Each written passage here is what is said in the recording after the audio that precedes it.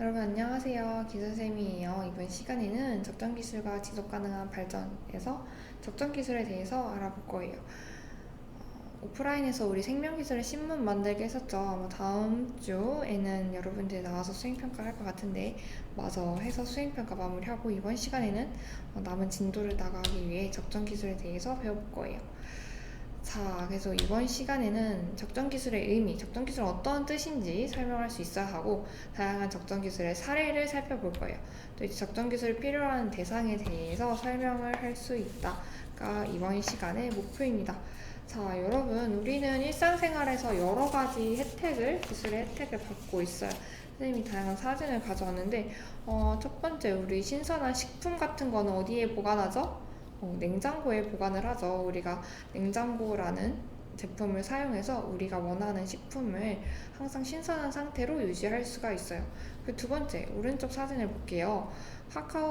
내가 예를 들어서 지금 내 위치에서 경포대까지 간다 하면은 카카오 티 맵이나 네이버 길찾기가 최적의 경로를 계산을 해서 추천해주죠. 이런 것도 우리는 기술 혜택을 받는 거죠. 정보통신의 기술 혜택을 받는 거고, 또 여기 사진을 보면 버스도 우리가 학교에 등하교를 하거나 아니면 어디 놀러 가거나 할 때도 대중교통을 이용을 하죠. 버스 혹은 지하철.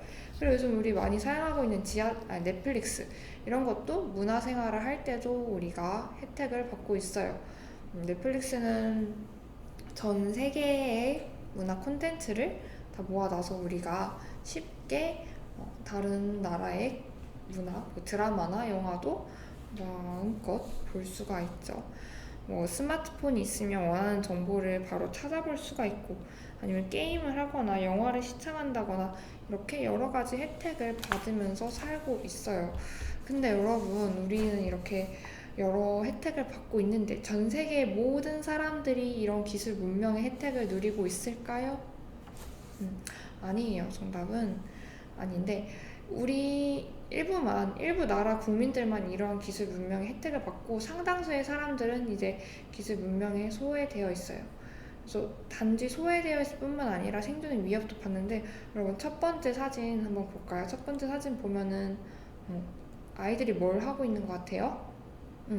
아이들이 지금 책을 펴고 있죠. 책을 펴서 공부를 하고 있는 것 같아요. 근데 전기 사용이 어려운 나라. 우리는 공부할 때 뭐 스탠드를 켜거나 형광등을 켜거나 글을 잘 볼 수 있는 그런 환경을 최적의 조건에서 공부를 하지만 전기가 공급이 제대로 되지 않는 나라에서는 이제 더위를 피하기 위해서 창을 최대한 작게 만들어요. 전기가 들어오지 않다 보니까 뭐 선풍기라든지 뭐 난방이 어려워서 우선 최대한 햇빛이 덜 들어오게 창을 줄인단 말이죠. 그러면은 창을 줄이면은 어두워서 낮에도 책의 글자가 잘 보이지 않겠죠. 우리는 낮에도 뭐 블라인드를 내렸으면은 뭐 형광등을 켜면 되지 이렇게, 아니면 뭐 스탠드를 켜면 되지 해서 공부를 할 수가 있지만, 이렇게 전기가 공급이 제대로 되지 않은 나라에서는 낮에는 책을 펴고 공부를 할 수가 없어요. 그리고 두 번째 사진 볼게요. 이게 분쟁이 잦은 나라. 여기에서는 이제 아이들이 다쳐서 저렇게 다치거나 목숨을 잃는 경우가 많아요. 분쟁이 잦은 나라에서는 이제 우리 생활 반경에서 뭐 우리 집 앞에 지뢰가 설치되어 있거나 이런 것 때문에 다치거나 목숨을 잃는 경우가 많아요. 또 일부 국가에서는 마실 물조차 부족해서 고통을 받고 있어요. 이 아기가 지금 페트병에다 물을 담았는데 여러분 어때요, 물이? 굉장히 더러워 보이죠. 이 깨끗하지 않은 물을 식수로 사용하고 있다 보니까 많은 아이들이 수인성 전염병으로, 물로 옮는 전염병, 이런 수인성 전염병으로 목숨을 잃기도 해요. 이 아이들은 이제 하루하루 살아가는 것에 대한 걱정이 더 크다 보니까 학교에서 공부를 하거나 좀 더 편리한 생활을 꿈꾸는 것조차 이제 사치라고 드는 사람들이 대부분이죠. 그래서 여러분, 우리 아까 첫 번째 우리 문명의 혜택을 받고 있는 이런 사람들에게 뭐 넷플릭스나 뭐 카카오 티 맵이나 이런 거에 기술을 준다고 해서 생존의 문제가 해결될까요? 아니죠. 이 사람들에겐 기술을 적재적소로 사용을 하는 것이 중요해요. 사용할 사람들에게 꼭 필요한 제품을 개발하는 것이 중요하죠. 에어컨을 준다 해서 해결이 될까요? 에어컨을 준다 해도 전기가 공급이 되지 않는다면 쓸모가 없겠죠. 마찬가지로 정수기를 보낸다 해도 정수기 필터라든지 정수기에 필요한 전력이라든지 이런 거를 공급할 수 없다면 소용이 없어요. 깨끗한 물을 먹을 수 없어요. 그래서 이럴 때는 기술을 적재적소에 사용하기 위한 적정 기술이 중요하다 하는 겁니다. 그래서 적정 기술의 의미를 한번 알아볼게요. 선생님 교과서 217페이지가 아니라 오타예요. 졸았나봐요. 241페이지죠. 적정 기술이란 여기서 말하는 적정하다. 그거는 거기엔 좀 적정할 것 같아 할 때 그 적정이랑 같은 말. 적정은 여기서 어떠한 상황이나 조건에 어울린다는 뜻의 적정이에요. 그래서 사회 공동체의 정치적이나 문화적, 환경적 조건에 걸맞게, 알맞게 고안된 기술로 삶의 질을 실질적으로 향상할 수 있는 기술을 적정 기술이라고 합니다. 즉, 기술을 사용할 사람들이 처한 상황과 사용자들의 생활환경, 문화, 지적, 경제적 수준을 고려해서 그 사람들에게 꼭 필요한 제품을 개발했을 때 우리는 적정 기술이라고 할 수 있는 거예요. 그래서 봅시다.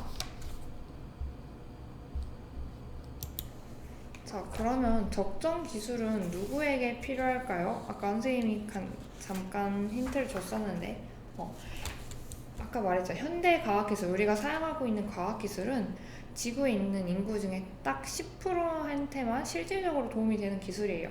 우리가 사용하고 있는 첨단 기술은 10%한테만 실질적으로 도움이 되고 그 10%의 사람들은 대부분 이제 선진국에 살고 있죠. 아까 말한 과학기술에 이제 과학기술 혜택으로부터 소외된 90%의 사람들은 대부분 개발도상국에 살고 있어요. 그래서 보면은 10%만 기술 혜택을 누리고 나머지 90%는 이런 적정 기술로부터 소외된 사람들이 살고 있는 거죠.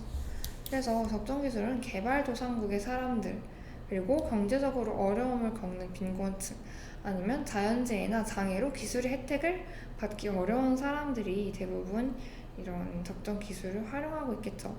근데 여러분, 이제 개발도상국뿐만 아니라 물질의 풍요를 누리고 있는 나라에서도 경제적으로 어려움을 겪는 빈곤층은 반드시 존재하기 때문에 적정 기술은 결국 궁극적으로 모든 사람에게 필요한 기술이라고 할 수 있습니다.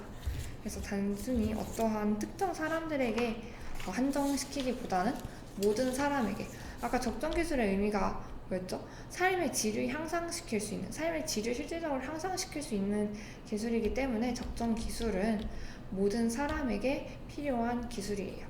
그래서 적정 기술의 사례를 선생님이 몇 가지 준비해 봤어요. 그래서 우리 사례를 보면서 하나씩 짚어보도록 할게요.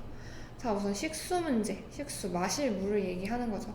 첫 번째 사진 볼게요. 세라믹 필터예요. 여러분, 세라믹 필터가 뭘 것 같아요? 여러분, 도자기 알아요? 옛날에 동화책 중에 숨쉬는 항아리라는 동화책 알아요? 선생님 어렸을 때 봤던 기억이 나는데 이 세라믹 필터는 도자기를 이용을 한 거예요. 도자기는 우리나라 전통 도자기 같은 경우는 그릇이 숨을 쉰다라는 표현을 하잖아요. 그 말이 도자기에 이제 미세한 구멍으로 물이 빠져나가는데 이 과정에서 병균이라든지 미생물이 걸러지는 원리를 이용을 한 거예요. 더러운 물을 깨끗하게 마시려면 필터가 필요한데 필터가 아니라 도자기의 미세한 구멍을 필터로 이용을 하는 세라믹 필터도 있고, 자, 이제 두 번째, 이거는 라이프 스트로우라는 건데 이름에서도 좀 추측을 할 수 있어요. 지금 이 친구들이 어떻게 하고 있죠? 그림 속의 아이들이 흙탕물에 저렇게 빨대처럼 생긴 거를 대고 빨아서 물을 마시고 있어요. 쉽게 말하면 빨대형으로 된 휴대용 정수기인 거예요. 그래서 이 빨대형 정수기 안에 휴대용 필터가 있는데 이 필터가 이제 더러운 물질을 걸러서 바로 우리가 깨끗한 물을 마실 수 있는 거죠. 그래서 라이프 생명, 여기 스트로우는 빨대, 그래서 합성을 해서 빨대형으로 된 휴대용 정수기라고 생각을 하면 되겠죠. 자, 그리고 마지막 그림은 이제 큐드럼이라는 거예요. 큐드럼은 왜 만들어졌냐면 이제 내가 뭐 주변에 깨끗한 물이 없어. 그래서 더러운 물밖에 없으니까 저기 아주 수킬로미터 떨어진 곳에 깨끗한 물이 있대요. 근데 이 깨끗한 물을 찾았다 해도 가지고 오는 게 이제 또 문제겠죠. 뭐 한 양동이에 한 그 깨끗한 물을 담아온다 해도 저 어린 아이가 들고 올 수 있을까요? 들고 올 수 없어요. 그렇기 때문에 이 물을 효율적으로 옮기기 위해서 이거는 이제 실제로 마신다기보다는 수송, 운반을 하기에 조금 더 편리한 효율적으로 옮기기 위해서 고안이 된 건데 이제 이 드럼통 안에 거의 75리터 용량이 생각보다 크죠. 75리터 정도의 물을 담을 수가 있어요. 담았는데 여기 어떻게 돼 있어요? 마치 여러분 굴렁쇠 알아요? 굴렁쇠 같이 굴렁쇠라기보단 도넛이라 생각하면 되겠다. 도넛인데 이제 여기 안에다가 물을 채우는 거죠. 그래서 이 도넛을 굴리면은 이, 이 가운데다가 끈만 연결을 해서 내가 그냥 아무 힘을 들이지 않고도 얘가 굴러가면 내가 충분히 쉽게 굴려서 깨끗한 물을 운반을 할 수 있는 거죠. 그 다음에 이제 식량의 생산과 보존 할 때도 적정 기술이 사용이 되는데 첫 번째는 이제 페달 펌프라는 거예요. 저기서 페달이 여인데 잘못 썼네. 페달 펌프는 이제 여러분 농사 지을 때 뭐가 필요하죠? 물이 필요하죠. 물이 필요한데 이 농사 짓는 곳까지 아까 말한 것처럼 그 물을 이고 오는 게 굉장히 어려워요. 양동이로 물을 옮기는 게 너무 힘드니까 이제 펌프를 이용을 해서 밭으로 물을 끌어오는 장치가 이 페달 펌프예요. 그래서 내가 이렇게 발로 팡팡팡 밟으면은 깨끗한 물이 끌어올려져서 농업 용수로 사용을 할 수 있는 거죠. 자, 그 다음은 이제 항아리 냉장고, 영어로는 팟 인 팟 쿨러라고 하는 건데 자, 여러분 이름에서도 추측을 할 수가 있듯이 팟 인 팟 무슨 뜻일까? 여기 보면은 첫 번째 큰 항아리가 있어요. 이 팟 이게 빨간색 이 팟 안에 팟 안에 또 팟이 있는 거예요. 또 그 항아리가 있는 거예요. 그래서 큰 항아리 안에 작은 항아리를 넣은 뒤 이 큰 항아리 안에 작은 항아리 넣고 이 틈 있죠? 이 틈에다가 젖은 모래를 채워 넣는 거죠.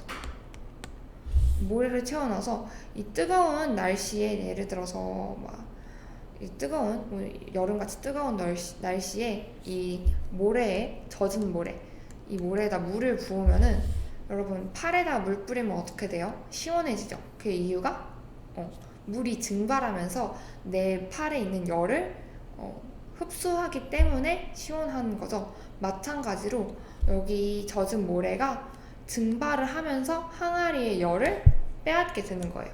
그래서 전기 없이 안에 식품을 저온 낮은 온도의 상태로 유지할 수 있는 게 이 항아리 냉장고죠. 특별하게 기술이 필요하지 않죠. 전기가 필요하지 않고도 단순히 재료는 뭐가 있어? 항아리 2개랑 젖은 모래만 있으면 돼요. 모래만 있으면 냉장고를 역할을 하는 것을 얻을 수가 있는 거죠. 그 다음에 보면은 이제 주거와 난방 볼게요. 우리가 사용하는 집이나 난방하는 것 중에 흙포대 집을 선생님 첫 번째 가져왔어요. 흙포대, 말 그대로 흙을 포대에 담아서 쌓아 올린 집이에요.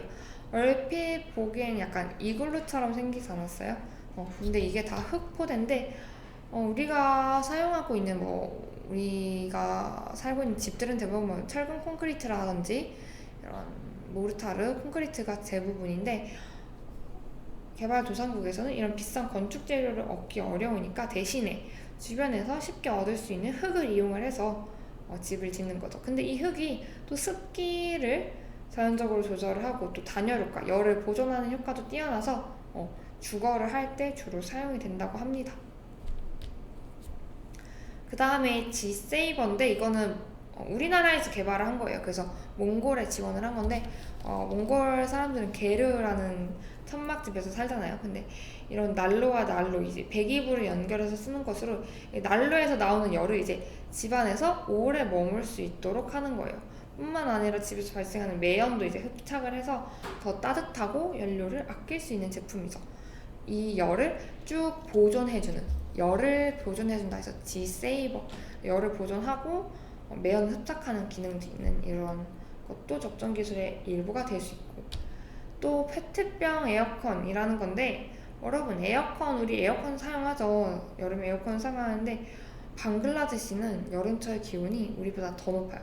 45도까지 올라가는데 여기 사람들이 이제 그 살인적인 더위를 감당하기에는 에어컨이 그렇게 충분하지도 않고 비싸다 보니까 이 페트병을 이용을 한 거예요.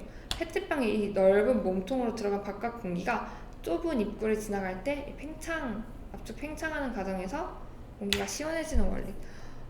여러분 4학년 때 선생님이랑 같이 뭐 수송기술 하면서 베르누이의 원리를 배우면서 알겠지만 여기서 넓은 몸통으로 들어간 이 바깥 공기가 바깥으로 빠져나가면서 이제 온도가 나가사지는 원리예요. 그래서 여기 보면은 넓은 구멍이 있죠. 여기가 반을 잘라가지고 이거를 단면을 보면은 이런 거를 여러 개를 이렇게 만들어서 바람이 불면은 이제 공기가 시원한 차가운 공기를 이용을 하는 원리죠. 그래서 페트병 에어컨도 있고, 그 다음에 생활을 할 때 사용하는 거는 이제 자전거 세탁기. 그럼 이제 손빨래를 하는데 너무 오랜 시간이 들고 힘도 들고 하니까 이 드럼통에 여기 보이세요? 이 드럼통에 자전거 체인을 이렇게 연결을 한 거예요. 그래서 내가 이렇게 페달을 밟으면은 이게 드럼 세탁기처럼 여기 안에 통이 이렇게 돌아가게 되는 거죠. 그래서 페달을 굴려서 세탁기처럼 이용을 하는 자전거 세탁기도 있고, 그 다음에 보면은 이제 보건이나 의료 분야에서도 적정 기술이 사용이 되는데, 첫 번째 태양광 보청기예요. 전 세계적으로는 청각장애를 가진 사람들이 많아요. 근데 이 사람들의 대다수가 이제 개발도상국에 살고 있는데 보청기를 한다 해도 그 배터리를 구하는 일이 굉장히 어려워요. 그래서 이 배터리를 어떻게 하면은 감당할 수 있을까 해서 태양전지를 이용을 해서 저렴한 가격에 보청기를 이용할 수 있는 거죠. 태양전지는 그 에너지를 태양으로부터 얻기 때문에 배터리를 사지 않아도 한번 태양전지판을 마련을 하면은 태양의 빛만으로도 그 전기를 충전할 수가 있는 거죠.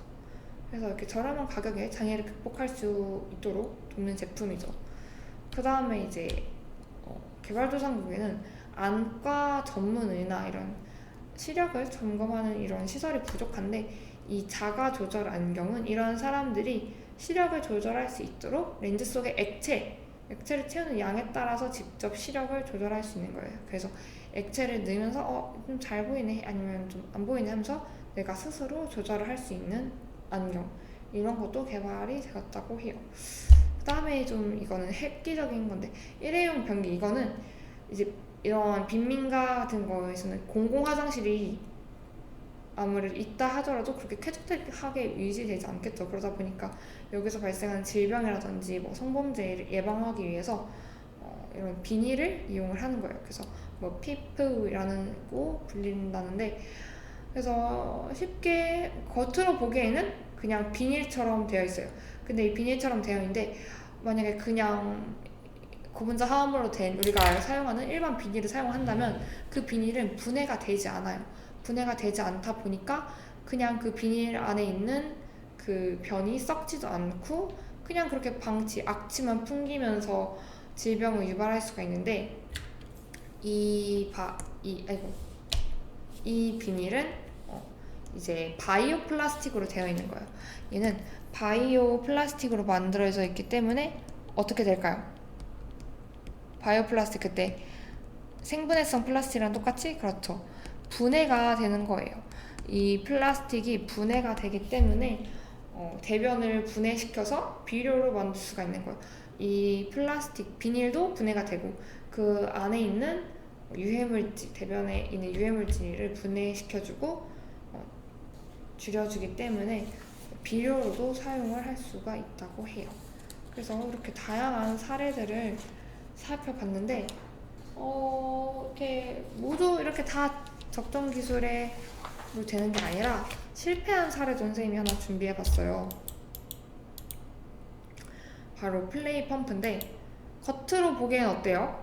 이 플레이 펌프 뭔가 이름도 괜찮아 보이고 플레이 펌프, 쉽게 말해서 놀이기구랑 펌프를 결합한 펌프예요.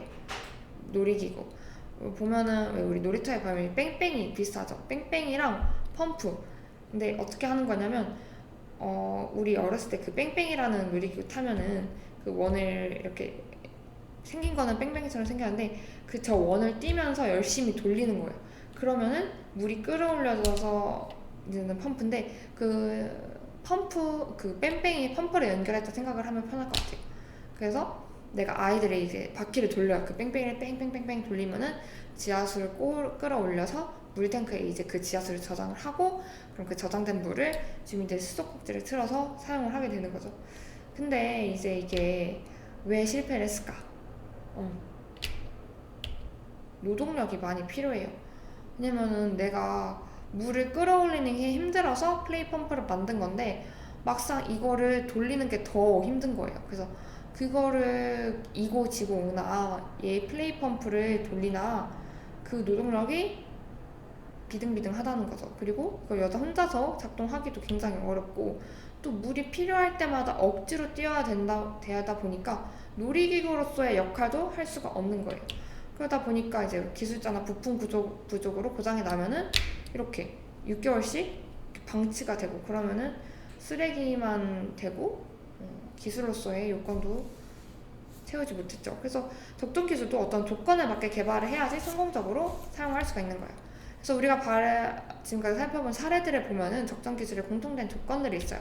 그래서 보면은 첫 번째, 적은 비용으로 활용 가능해야겠죠. 아까 보여준 뭐 여러 가지 사례, 뭐 8인 파티클러라든지 뭐 있었지? 또 세라믹 필터, 뭐 라이프 스트로크 큐드럼 이런 거 다 적은 비용으로. 왜냐면은 개발도상국에서 사용을 하다 보니까 비싼 자재를 사용을 하다 보면은 그 제품을 유지할 수가 없겠죠. 그리고 가능하면 현지에서 나는 재료로. 이것도 비슷한 맥락이고.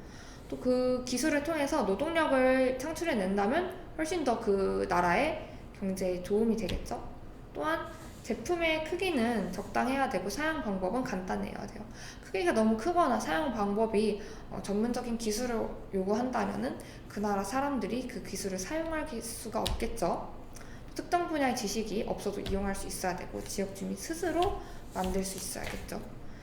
또 이제 사람들의 협동 작업을 이끌어서 그 사회의 발전을 이끌어낸다면 더욱 좋겠고 분산된 재생 가능한 에너지 자원 재생 가능한 에너지 자원 뭐가 있지? 재활용품이라든지 아까 말한 재생에너지 태양광 보청기처럼 태양에너지를 사용을 한다든지 그리고 기술을 사용하는 사람들이 해당 기술을 이해할 수 있어야 됩니다. 그 다음에 상황에 맞게 여러 가지 변수가 있는 상황이 많다 보니까 상황에 맞게 적재적소에 변화할 수 있으면 더욱 좋겠죠. 지식대 가까운 컨설팅, 비용, 수업, 실, 관세 등은 포함되지 않는다. 이렇게 여러 가지 적정 기술의 조건을 우리가 한번 알아봤어요. 그래서 이런 조건을 충족을 시켜야지 적정 기술이 될 수가 있는 거예요. 그래서 적정 기술 조건을 고려해서 실질적인 도움을 줄 수 있는 제품을 개발하는 것이 중요합니다. 그래서 여러분 적정 기술은 궁극적으로는 삶의 질을 향상시켜주는 기술이기 때문에 여러분들도 내가 일상생활에서 이런 게 불편하다 하면은 여러분들도 충분히 적정 기술 개발자가 될 수 있는 거죠. 그래서 오늘 수업 잘 복습해보시고 퀴즈도 풀어보시고 다음 주에는 수행평가를 마무리하면서 2학기 마무리 지어봅시다. 오늘 고생 많았고 다음 시간에 만나요. 안녕.